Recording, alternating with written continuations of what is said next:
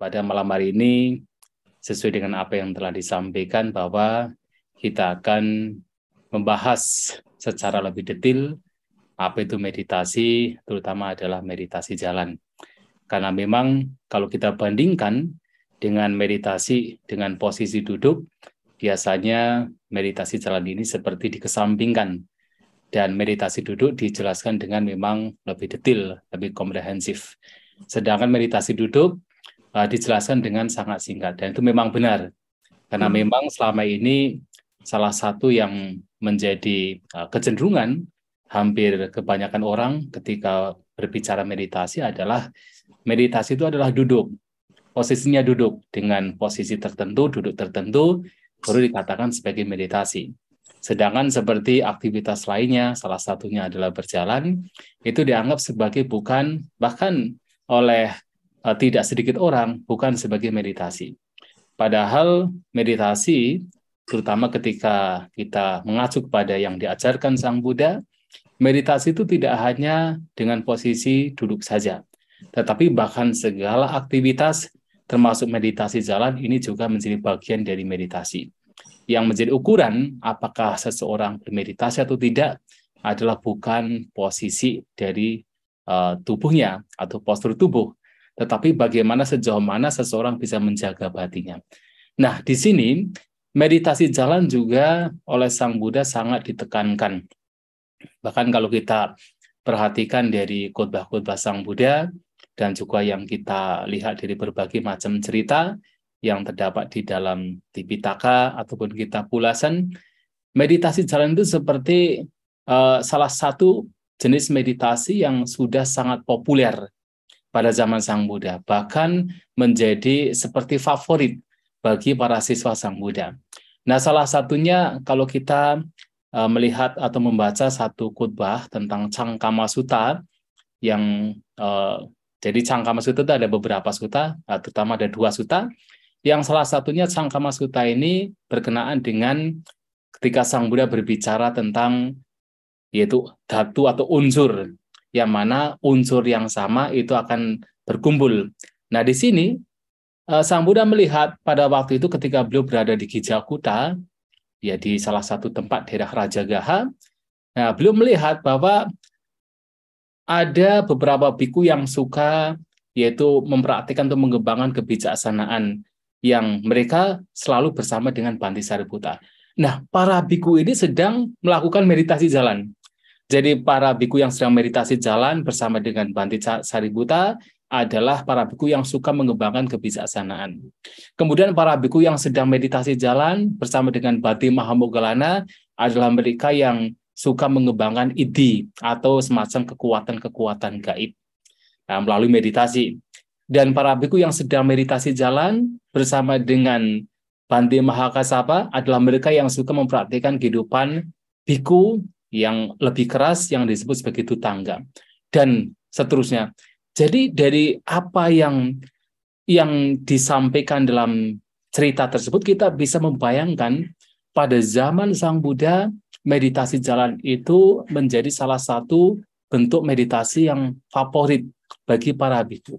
Dan ini banyak sekali peristiwa di mana Sang Buddha juga ketika ditemui oleh orang lain, biku lain, atau siswa beliau, atau bahkan yaitu para pengembara lain, itu sedang terlihat sedang meditasi jalan.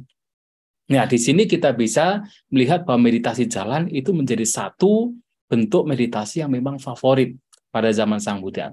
Dan terlebih dari itu adalah Sang Buddha bahkan menyampaikan orang bermeditasi jalan ini mempunyai, ketika mempraktikkan dengan baik, akan mendapatkan 5 manfaat. Ini juga dalam khotbah yang disebut Cangkama Sutta, tapi khotbah lain.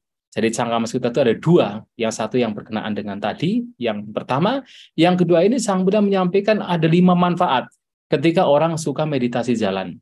Yang pertama adalah orang yang suka meditasi jalan, dia akan bertahan ketika melakukan perjalanan jauh, yaitu adhana kama, yaitu bertahan ketika melakukan adhana, perjalanan jauh.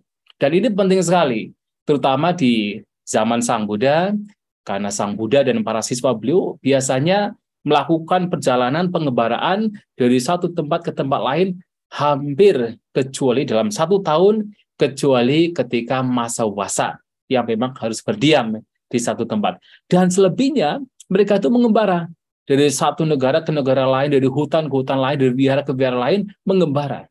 Sehingga meditasi jalan ini menjadi penting bagi para biku pada zaman Sang Buddha, agar ketahanan pada saat mereka melakukan carikang, melakukan pengembaraan, itu bisa bertahan. Ini yang pertama. Nah, yang kedua, orang yang meditasi jalan, bahkan yang suka bermeditasi jalan, bahkan akan mendapatkan kekuatan atau bertahan di dalam praktik meditasi itu sendiri, yang disebut sebagai padhana kama. Padhana itu striving, artinya orang yang mempraktikkan meditasi cita bawana pengembangan batin yang intensif, yang lebih katakan continuous, intensif, itu akan bertahan. Nah, mengapa bisa demikian? Ya, bisa kita bayangkan kalau seandainya dalam praktik meditasi ini kita hanya menggunakan satu postur tubuh saja, misalnya hanya duduk saja, seseorang tidak akan bisa bertahan dalam waktu yang lama. 3 hari, 7 hari, 1 bulan hanya meditasi duduk saja, maka tidak akan bertahan dalam waktu yang lama. Tetapi kalau diimbangi dengan meditasi jalan, maka praktek yang intensif dalam meditasi ini akan bisa lebih bertahan. Makanya meditasi jalan juga memberikan manfaat, yaitu padhana kama. Seseorang akan lebih bertahan di dalam striving itu sendiri. Nah, yang ketiga, meditasi jalan juga memberikan kesehatan bagi fisik, yang disebut sebagai apabhada. Nah, apa itu sebenarnya sedikit. Abhada adalah sakit atau penyakit. Jadi sedikit penyakit. Dengan kata lain, orang yang suka meditasi jalan secara fisik akan menjadi lebih sehat. Dan tentu ini juga terbukti di dalam ini, ya, yang moderator kita ternyata juga seorang dokter, pasti memahami bahwa ternyata kalau seseorang suka berjalan, itu juga secara fisik akan lebih sehat. Ya, mengapa? Karena darah akan menjadi lancar. Kolesterol yang tadinya mungkin mengendap, itu akan mengurai karena pas sweating, karena berkeringat. Sehingga apa? Secara fisik, orang yang meditasi jalan itu juga akan memberikan kesehatan yang lebih ketimbang seandainya seseorang hanya duduk saja. Nah, maka meditasi jalan ini pun juga penting. Nah, yang keempat, meditasi jalan ini juga memberikan manfaat, yaitu apapun yang dicerna, apapun yang dimakan, yang dikunyah, yang dikonsumsi, itu akan tercerna dengan baik. Dan ini penting. Nah, di sana dikatakan sayitang kaitang sama parinamang gajati. Jadi apapun yang dimakan, yang dikonsumsi akan tercerna dengan baik. Nah, mengapa ini penting? Karena ini juga membantu meditasi itu sendiri. Pernah suatu kali, nah, sebagai contoh, Sang Buddha ditanya oleh seorang pangeran bernama Bodhiraja. Apakah semua orang yang datang kepada beliau, yang mempraktikkan ajaran beliau, pasti akan mencapai goal, akan mencapai tujuannya? Yang tujuannya tidak lain adalah yaitu nibbana atau pembebasan. Nah, Sang Buddha memberikan beberapa alasan. Yang salah satunya adalah kesehatan. Ya, salah satunya adalah kesehatan yang berkenaan dengan pencernaan. Yang mana seperti seseorang yang harus katakan mendapatkan atau mencapai sesuatu ketika dia sehat. Tetapi kalau kemudian dia tidak sehat, maka sulit untuk mendapatkan apa yang dia peroleh. Nah, ternyata dalam praktek dhamma ini pun juga kesehatan fisik juga penting. Nah, sehingga pencernaan ini juga penting, karena pencernaan ini juga membawa kepada kesehatan fisik. Ketika pencernaan itu tidak baik, ya boleh dikatakan misalnya seandainya kita mau meditasi, duduk, atau meditasi dengan posisi lain, tetapi perut kita mules gitu ya. Ya, walaupun secara teorinya, perut mules itu bisa dijadikan objek meditasi. Tetapi sebenarnya itu juga mengganggu. Apalagi awal-awal kita bermeditasi, itu sangat mengganggu. Maka sehat itu lebih baik ketimbang kita tidak sehat. Pencernaan yang baik itu lebih baik ketimbang pencernaan kita itu tidak baik. Oleh sebab itu pencernaan yang baik ini juga penting untuk diperoleh, dan ini bisa diperoleh kalau seseorang suka bermeditasi jalan. Pernah satu kali ada seorang biku, yaitu waktu kebetulan saya berada di Sri Lanka, masuk ke hutan, ada seorang biku dari Jerman. Dan Bhante ini sebenarnya sangat suka tinggal di wihara tersebut, wihara hutan tersebut, dan bisa bertahan 4 tahun. Karena tempatnya sunyi, tidak ramai, masih hutan, tetapi menjadi masalah bagi beliau adalah makanan. Tidak cocok untuk beliau. Karena memang makanan di negara seperti Sri Lanka itu, pertama, terlalu banyak santannya. Nah, yang kedua, makanan itu terlalu pedas. Dan pedasnya bukan cabai, pedasnya pedas merica. Dan ternyata untuk orang Eropa itu ternyata sulit untuk bisa makan makanan yang seperti itu, yang terlalu banyak santan dan juga pedas karena merica. Dan hampir tiap hari beliau itu selalu kena masalah dengan perut. Jadi tidak bisa tercerna dengan baik. Selalu kena masalah dengan perut. Dan pada akhirnya tidak bisa bertahan. Karena apa? Mau tidak mau, beliau merasa terganggu sekali ketika bermeditasi. Dan tetap bertahan 4 tahun, tetapi kemudian kembali ke negaranya.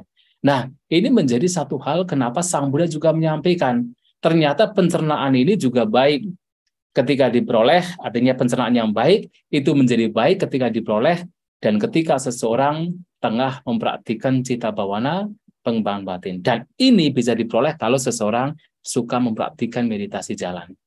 Dan yang lebih penting dari itu semua adalah yang kelima. Ternyata yang kelima ini berkenaan dengan samadhi atau konsentrasi, keteguhan batin, keterpusatan batin atau batin yang tidak berpencar, yang ternyata kalau seseorang suka bermeditasi jalan, ia bisa bertahan dalam samadhi lebih lama. Jadi cangkamadikato samading cirak didikang. Jadi orang yang katakan telah mempraktikkan meditasi berjalan, ternyata samadhi itu bisa bertahan lebih lama. Nah, kalau di dalam kitab ulasan ada penjelasan. Penjelasannya adalah kalau seseorang bisa membawa batinnya kepada samadhi atau ketenangan batin pada saat duduk bermeditasi, belum tentu ia bisa memperoleh samadhi ketika berjalan, ketika berbaring, ketika duduk. Dan kalau seseorang bisa memperoleh samadhi ketika dalam posisi berbaring, belum tentu dalam posisi yang lain dia bisa memperolehnya. Tetapi ketika seseorang bisa memperoleh ketenangan batin, samadhi, bahkan ketika meditasi jalan, maka pada saat duduk, pada saat berjalan, pada saat berbaring, pada saat berdiri, ia pun juga akan mudah untuk bisa memperoleh samadhi. Mengapa demikian? Karena memang ketika kita berjalan itu sifatnya lebih kasar. Karena kita berjalan, tubuh kita akan bergerak. Dalam kondisi yang kasar demikian saja, samadhi, ketenangan, batin yang tidak berpencar pun bisa diperoleh, apalagi ketika dalam posisi duduk, posisi berdiri, posisi berbaring, yang secara fisik itu diam. Makanya meditasi jalan ini pun juga sangat penting untuk diperhatikan. Nah, tetapi sekarang bagaimana kita mempraktikkan meditasi jalan? Sebenarnya secara batiniah, meditasi jalan dan duduk sifatnya adalah sama. Tetapi sebelum itu, yang pertama adalah mengenai tempat. Tempat di mana kita menggunakan untuk meditasi jalan. Nah, ada dua. Yang pertama, meditasi jalan yang sebenarnya dilakukan secara katakan tidak spesifik. Artinya, ketika seseorang misalnya, kami para biku, misalnya sembari berpindah bata. Atau ketika kita berjalan ke suatu tempat. Atau mungkin berumah tangga juga misalnya sedang melakukan perjalanan ke suatu tempat yang tidak spesifik. Nah, kalau demikian halnya memang tidak bisa memilih tempat.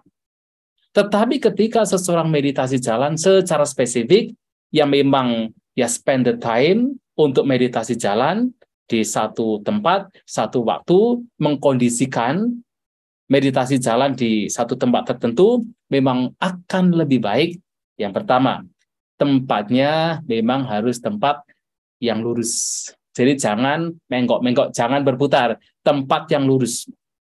Yang kedua adalah tempat di mana kita meditasi jalan ada batasnya.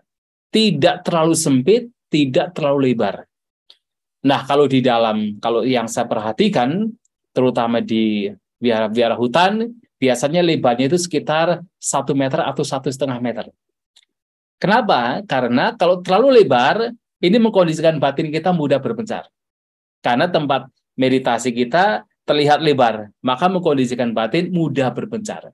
Tapi kalau terlalu sempit, itu juga membuat batin kita menjadi lebih khawatir. Kenapa? Karena nanti kaki kita bisa tersandung-sandung oleh batasannya itu. Maka harus tidak terlalu lebar, tidak terlalu sempit. Yang saya perhatikan biasanya 1 meter sampai 1,5 meter. Nah, itu sudah cocok. Nah, itu yang kedua. Yang ketiga, tempatnya ini lebih baik adalah rata.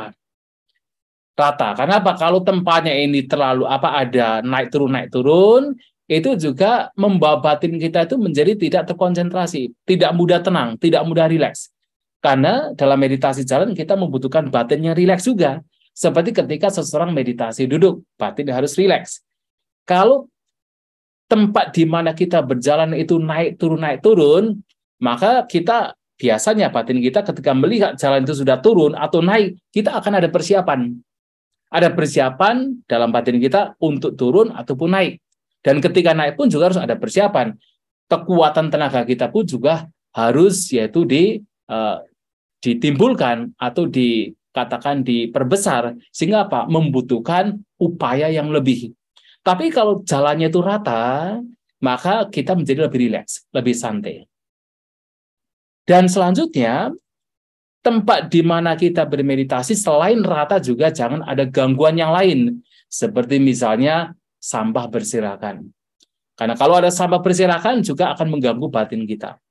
Kemudian juga ada seperti misalnya kerikil batu yang bisa mengganggu kita pada saat kita meditasi jalan.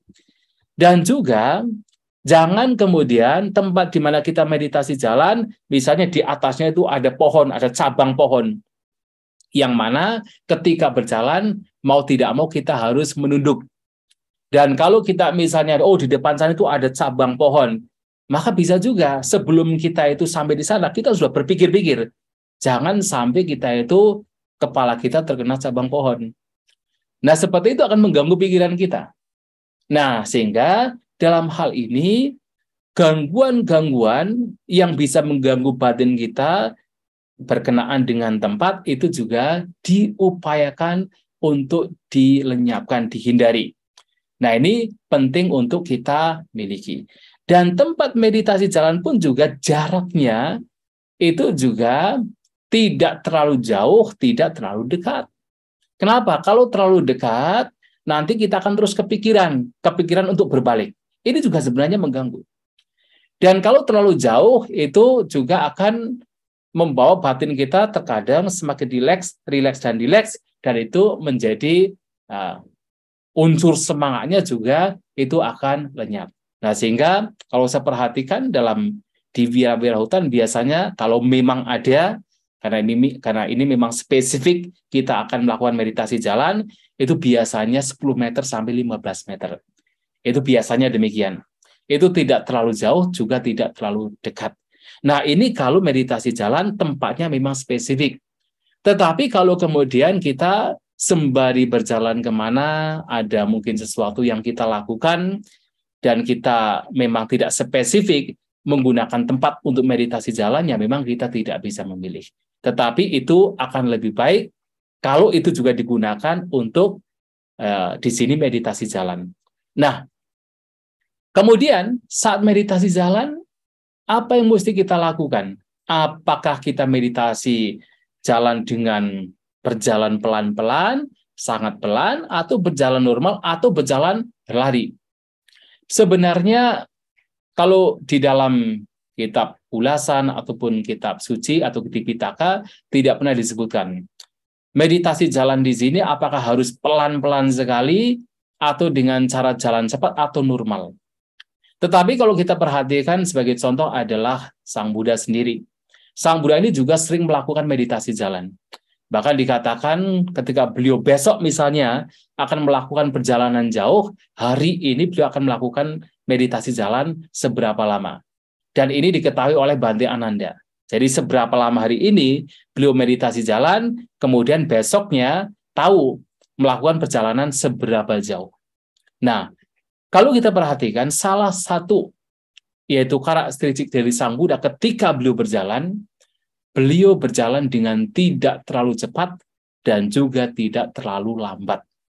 Nah, kalau ini pun juga digunakan oleh Sang Buddha ketika beliau bermeditasi jalan, maka kita bisa melihat, kita bisa katakan menjadikan ini sebagai satu referensi bahwa di sini Sang Buddha mempraktikkan meditasi jalan dengan berjalan tidak terlalu cepat, tidak terlalu lambat. Artinya berjalan normal. Nah, sehingga di sini, kalaupun seandainya seseorang berjalan dengan normal, itu tidak masalah. Yang terpenting adalah ketika meditasi jalan, yang menjadi kuncinya adalah, pertama, harus ada sati, perhatian, mindfulness. Harus ada sati. Seperti ketika meditasi duduk, harus ada sati, mindfulness. Mindfulness terhadap apa? Terhadap batin dan jasmani. Nah, dalam meditasi duduk, ada sati perhatian, dan perhatian tersebut diarahkan kepada batin dan jasmani. Nah, dalam batin dan jasmani ini ada satu bagian, lebih baik ada satu bagian yang spesifik yang dijadikan sebagai landasannya atau sebagai objeknya. Sebenarnya batin dan jasmani ini semua bisa menjadi objek dari mindfulness, dari sati. Tetapi kalau ada satu bagian yang bisa dijadikan sebagai objek, itu akan lebih baik. Mengapa? Karena begitu batin mengembara, langsung kita terarah kepada objek tersebut. Mengembara lagi, kita kembalikan kepada objek tersebut. Sebagai contoh, ketika duduk, objek yang spesifik adalah misalnya keluar masuknya nafas. Ini bagian dari jasmani. Sehingga ketika batin mengembara, kembali kepada keluar masuknya nafas. Nah, pada saat meditasi jalan juga sama. Bahwasanya harus ada objek yang dijadikan sebagai angkor. Dijadikan oleh sati ini, perhatian ini untuk kembali. Nah, objek apa yang paling pada waktu itu yang mudah untuk diperhatikan? Tidak lain adalah langkah kaki itu sendiri. Jadi, objek ketika meditasi jalan, dengan sati, perhatian, maka batin memperhatikan langkah kaki itu sendiri. Dan kalau ingin lebih spesifik lagi, maka perhatikan sentuhan di sekitar telapak kaki. Nah, di sana akan ada berbagai macam perasaan, akan ada berbagai macam sensasi. Apakah sensasi padat, sensasi berat, sensasi ringan, sensasi temperatur tertentu, hangat, dan sebagainya akan terasa. Itu diperhatikan. Diperhatikan sambil supaya batin kita ini tidak mengembara kemana-mana, sati kita, mindfulness kita mengarah kepada bagian sentuhan tersebut, sensasi tersebut, sambil juga mencatat. Apakah mencatat kalau kita meditasi dengan yaitu langkah kaki yang normal, kita bisa mencatat sekedar dengan catatan dalam batin, kanan, kiri, sesuai dengan langkah kaki kita. Ketika kaki kanan kita melangkah, catat dalam batin, kanan. Ketika kaki kiri melangkah, catat dalam batin, kiri. Terus demikian, kita lakukan. Nah, kalau pada saat kita mempraktikkan demikian, batin kita berada di sini dan sekarang, tiba-tiba ada pikiran yang mengganggu sekali. Ketika ada pikiran yang mengganggu sekali sehingga distracting atau membawa batin untuk keluar terus, tidak berada di sini dan sekarang bersama langkah kaki, nah kita bisa berhenti untuk sejenak. Kita berhenti sejenak, kita kemudian bisa mencatat batin yang mengganggu tersebut. Kalau misalnya yang muncul adalah kegelisahan batin, pikiran-pikiran tentang barangkali masa yang lampau ataupun yang akan datang, kita bisa mencatat untuk sementara. Misalnya apa? Mencatat pikiran, atau misalnya kegelisahan, gelisah dalam batin kita. Tidak usah kita ucapkan.